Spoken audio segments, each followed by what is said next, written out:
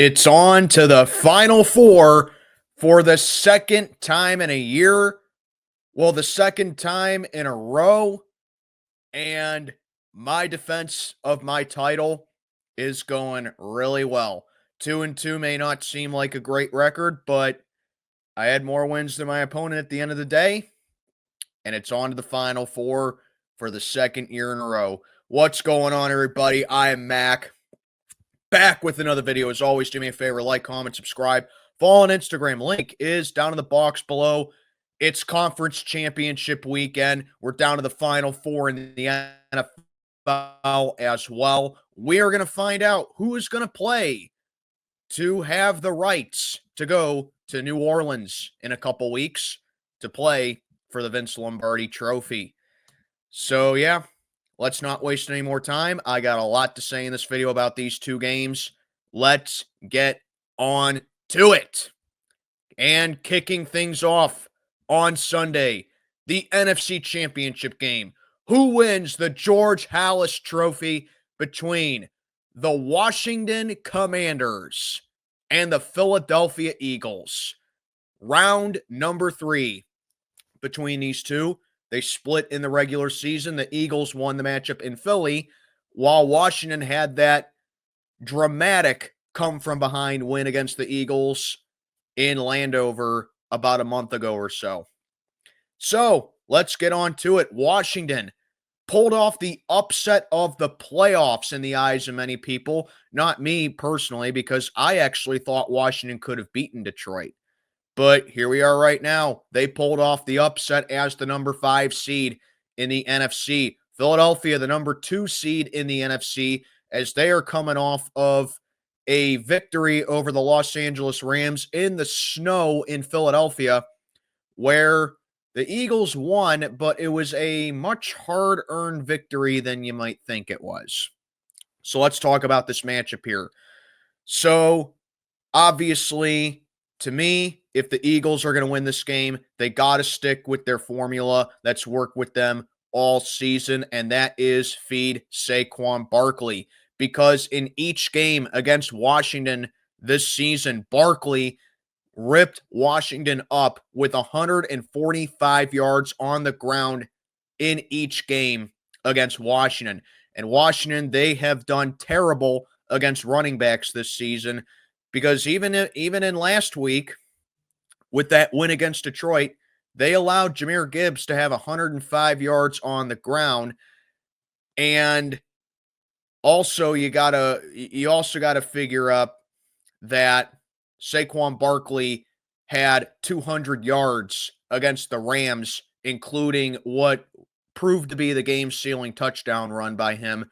So that's right off the bat a mismatch right there. Washington really needs to find a way to stop the run, and they really need to bring up some pressure and stack up the box. But like I said, we're talking about Saquon Barkley, probably the best running back in the game right now.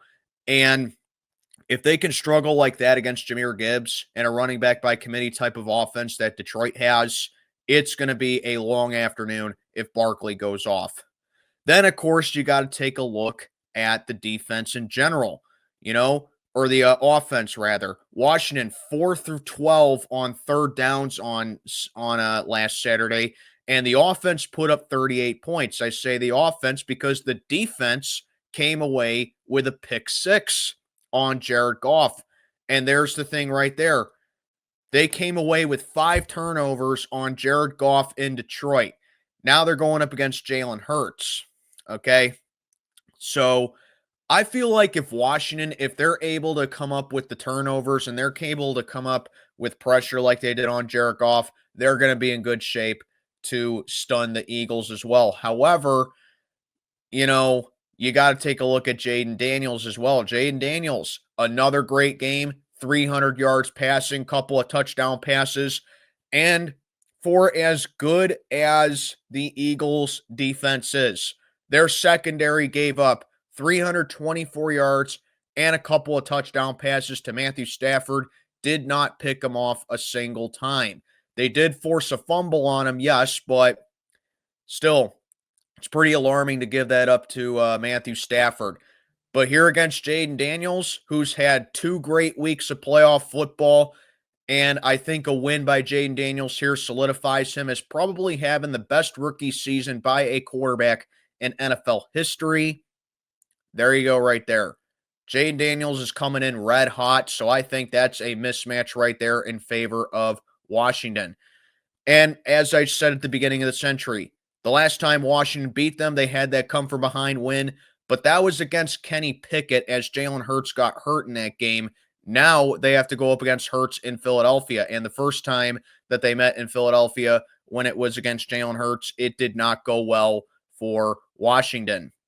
As for Philly's defense, like I said, they have played well mostly all season, but they're coming off of that pretty tough game against the Rams right there, and now they got to go up against another hot offense right there. Jalen Hurts has not made mistakes. This has not made a whole lot of mistakes, so Washington, they can't go in with the mindset of that. But like I said, Saquon Barkley, he is going to be the main game for Philadelphia in this game right here. Although I will say, getting pressure on Jalen Hurts in this game is crucial. Hurts did get sacked 7 times in the divisional against the Rams, and Washington comes in 11th in sacks this season. So, like I said, getting pressure on Jalen Hurts is where I think Payne and Fowler come in. That's going to be an X factor right there. That's going to be a big advantage for Washington right there. It's all about punctuating off of turnovers and punctuating off of prime field position that Philly gives you if you're able to stop it. And I do think Washington does have that type of offense. So the quarterback matchup, obviously, got Jaden Daniels against Jaden Hurts in this game. I think Jaden Daniels can match up really well as far as the intangibles that Jalen Hurts has. Because, like I said, Jaden Daniels, he's got a cannon for an arm. He's got great decision-making, great processing of the field, and he can take off on the ground when he needs to. So can Jalen Hurts, obviously. So I really think that this is a very well-even match as far as both these quarterbacks goes. But then you take a look at X factors like Brian Robinson. I think he has to be a big X factor for Washington in this game. And, of course, you got Austin Eckler as well. So Philly, their run defense is going to have something to hold on their hands with this one and keep them in check. And speaking of keeping them in check, in the first matchup, the defense was able to hold Jaden Daniels in play. But remember, that was on a shortened week. And then, not take anything away from it, but maybe Washington having the lack of rest played a factor into it. But the last time they met, Jaden Daniels went off for 5 touchdown passes on the Eagles that included the game winner. So there you go right there. There are some things to take away with both of these matchups right here. Individual matchups. You got Marshawn Lattimore against AJ Brown, and then you got Sanistril, if I'm saying his name right, going up against Devonta Smith. Those are going to be some key matchups right there. Of course, on Washington's side, you got Darius Slay against Damani Brown, and then you got Quinion Mitchell against Terry McLaurin. So I think both those matchups here favor Washington because of how Jaden Daniels is able to spread the ball around and how the receivers were able to step up in the playoffs so far. Zach Ertz, I think he's going to be an X factor here as he's scored a touchdown in 3 of the last 4. For Philly, you got A.J. Brown and Dallas Goedert. I think they need to go off in this game as well. So there you go right there. The run defense did give up over 100 to Kyron Williams, and they do have a nice pass rush as well. But like I said, I think Washington has a little bit more of disposal on their game as far as the ground game goes than the Rams do. So overall, I think this is a pretty even matchup right here, and it can definitely go either way. Last time Washington was in the NFC Championship, all the way back in January of 92, They ended up going to the Super Bowl, and they won the Super Bowl. Last time Philly was here was just 2 years ago. They went on to the Super Bowl. They dropped it to Kansas City. So there you go right there. Last time these two were in the NFC Championship, they went to the Super Bowl. They have met in the playoffs one other time. I believe Washington won that game. So, yeah, there is history between these two. However, get ready for this. I'm going to say the Washington Commanders go into Philly and go to their first Super Bowl in 33 years. Why? Because, like I said, I think Washington has more advantages in this game than Philly does. I think that their offense poses a bigger threat to their defense. I think that they have more to offer on the ground game than LA did. I think the defense is coming in off a red-hot game, forcing 5 turnovers. And I think overall, with Jalen Hurts being a good playoff quarterback, but he does have his hiccups in the road on the way as far as the playoffs go. I think the main thing with Philly here is just, keeping their defense on the field and being able to stop Saquon Barkley. Washington definitely does have that type of offense that can keep Philly's defense on the field and gas them out, and they can tire them. Philly struggled against the Rams, okay? And they're going up against a much younger offense and a much more hot offense in Washington right now. I tend to go with the hotter hand in this game. Not take anything away with a win, but, if you watch that Eagles-Rams game, you would know there were red flags that Philly had. I am taking Washington to go to Philly and punch their ticket to the Super Bowl. That's why I'm saying Washington over Philly. I'll make this my spread. I'm going to say 30-27, Washington with the winner. And I'll even say this, Jaden Daniels gets another last-second game-winning touchdown pass. So I'm going to say Washington pulls away and gets the win. And wrapping it up, the AFC Championship game. For the first time since 2021, we got the Buffalo Bills going to Kansas City to take on the Kansas City Chiefs for the Lamar Hunt Trophy. Buffalo, the number 2 seed in the AFC, they had that win over the Baltimore Ravens where they forced a fumble on Lamar Jackson. They intercepted Lamar Jackson. They put the Ravens in a 21-10 halftime deficit. And then the cherry on top the Sunday, Mark Andrews with 2 crucial drops and a fumble. That included dropping the game-tying 2-point conversion. Brings a smile to my face every time I say it. But Raven fans will only talk about that one, but they're terrified to talk about how Lamar had 2 turnovers that put them in that halftime deficit. And if it didn't happen with that, he wouldn't need to ball out in the second half to bail the Ravens out of a mess that he got them in. They are terrified to talk about that. Anyway, you're taking on the Kansas City Chiefs, number 1 seed in the AFC. Yeah, are you surprised that the Chiefs beat up on the Houston Texans? Yeah, not really. Anyway, let's get in this matchup. So we all know the big elephant in the room here is with Josh Allen against Patrick Mahomes. I don't need to sit down here and talk about that. Instead, I'm going to talk about matchups for this game right here. Matchup number 1, you got Steve Spagnuolo, the defensive coordinator for Kansas City, going up against Joe Brady, the offensive coordinator for Buffalo. The Bills have scored 27 points in 11 of their last 13 games, and they're coming off a game and in their last matchup, they had 262 passing yards on the Chiefs, and they scored 30 points. The Bills are have scored the second most points per game this season. Then you got Kansas City. Their formula is the defense dominates, keeps the offense rested, and they allow the offense to go in there and win the game while they keep the score down and keep it close while Mahomes goes out and wins it. And that has worked phenomenally this year for Kansas City as they have the 4th fewest points allowed this season. You got guys like Chris Jones. He's moving around. He moves around all the time. He's a very physical freak on a leash, and he's able to create a great pass rush as well.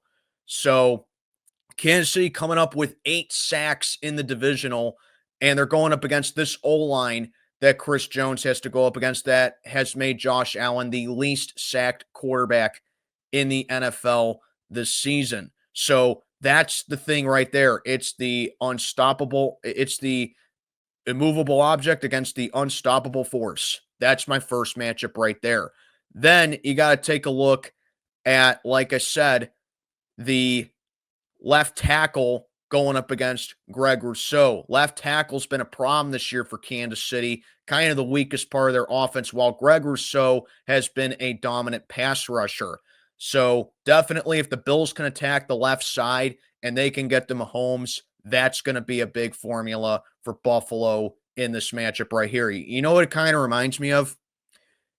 You guys ever watch Star Wars: A New Hope, where the rebels are going down that trench and they're going to blow up the Death Star, and all Luke has to do is fire those 2 fireballs into the exhaust port? That's what the Chiefs' offense is like. That's what the left tackle reminds me of for Kansas City. They're the exhaust port in the Death Star. So if Buffalo can attack that and they can get constant pressure on Mahomes right there, which I know Greg Rousseau can do, they're in good shape right there. Then you got the secondary going up against, you got Buffalo's secondary going up against Travis Kelce. Buffalo's secondary has done well this season, but allowing 134 to tight ends in the divisional. And now they're going up against playoff Travis Kelce. Travis Kelce has been a very good playoff performer throughout the bulk of his career. And if Mahomes can get him involved in the game, which I have no doubt that he will, Buffalo is going to have a lot to work on with their hands right there. Mahomes has not thrown an interception since the first Bills game, but if there is a defense that can cause Mahomes to cause a turnover, it's Buffalo right here. Like I said, they did force a fumble on Mark Andrews, as I said, but Kelce's different. He's coming off a 117-yard game in the divisional.